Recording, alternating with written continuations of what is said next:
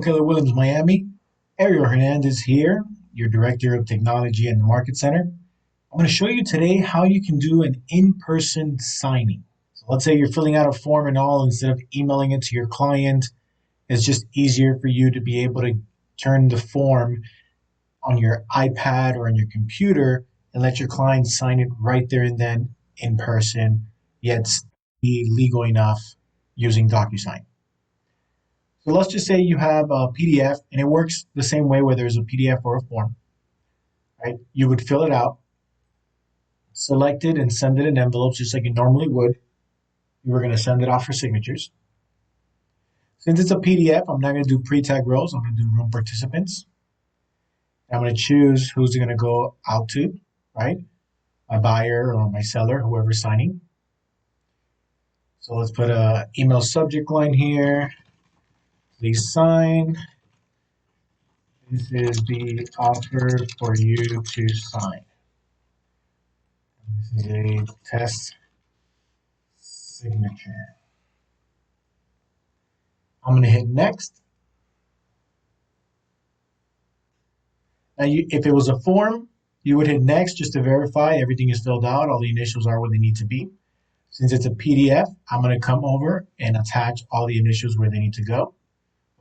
For example purposes, I'm just going to do the first page. And let's just add some random initials here. Let's just say that we did a counter offer. So you can see, even if you put text boxes and all, it will still appear in the in-person as well.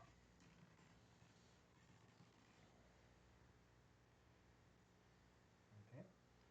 Great, and always make sure when you're doing a text box, you put read only so that they cannot change it. No one can change what you're writing in there. Perfect, so now I'm gonna hit back. I'm not gonna hit send. I'm gonna go back. And I'm going to click on Save and Close. So I'm going to save this as a draft. Then I'm going to click on my initials, AH on the top, and click on Switch to each signature.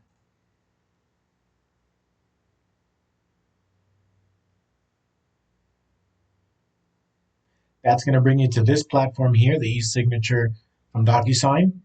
Then I'm going to click on the tab up on the top where it says Manage. And I'm going to select Drafts. Because remember, we saved it as a draft.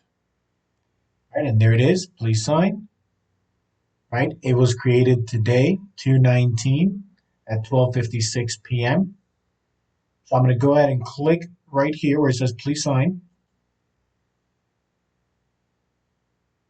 Okay. Now this is basically showing you a preview of what's in that envelope. Right, I'm sending it to this person, and these are the documents that are in there. Yep, that's the one I want. So I'm going to hit continue here. And that's going to open up the envelope again. Now here, what I'm going to do is I'm going to switch from needs to sign to in-person signer. Now it's asking me who the host is going to be. So let's just say that the client's name is Francisco Martinez instead of Ariel. And the host is whoever's registered, right, as the agent. So that'll be Ariel Hernandez with the KW email. Great. We're the one hosting the signature, but the person who's actually signing would be the name up here, Francisco Martinez. Great. Now we're going to hit next. And now we're going to hit send. That's going to populate this little message here. Do you want to sign this document now? You hit sign now.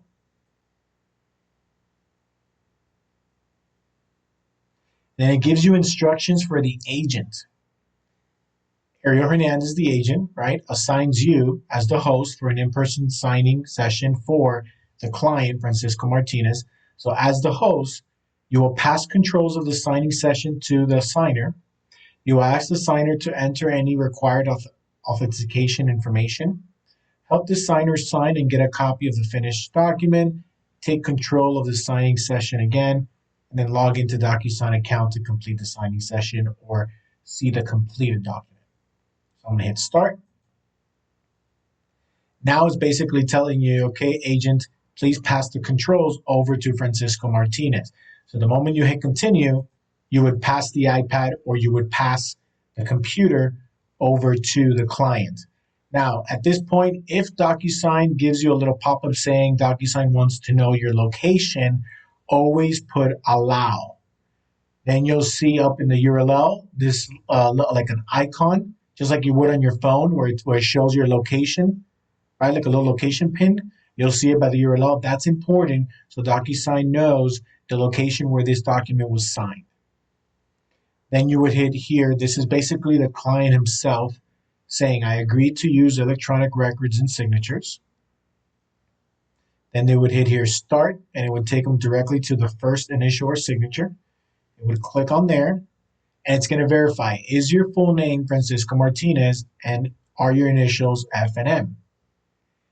If they're okay with the signature looking like this and the initials looking like that, then they hit adopt an initial. If they want to do their own, they can click on draw, and they can manually draw their signature. Okay? If not, they can be like, yep, that's okay with me. They'll hit adopt an initial. And see, an initial there. An initial there. Now we only did the first page for training purposes. I'm completed. All the pages are initialed, signed, and everything. Great. I'm going to hit finish right on top. I finished.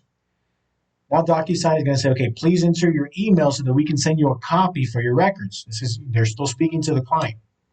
So we're going to come here, and the client is going to put their personal email. So I'm just going to use mine. Continue. To complete the signing process, please pass the controls back to Ariel Hernandez, which would be the agent. Continue. So then at this point, they would pass the computer back to the agent again. Now the agent will see here that it's no longer in draft anymore. So you would click again on the initials, AH, switch to rooms,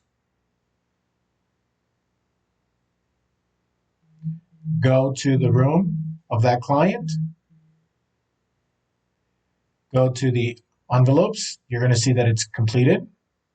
And when you go to documents, you have the document is there signed, and you have the certificate stating that it was authenticated and it was signed.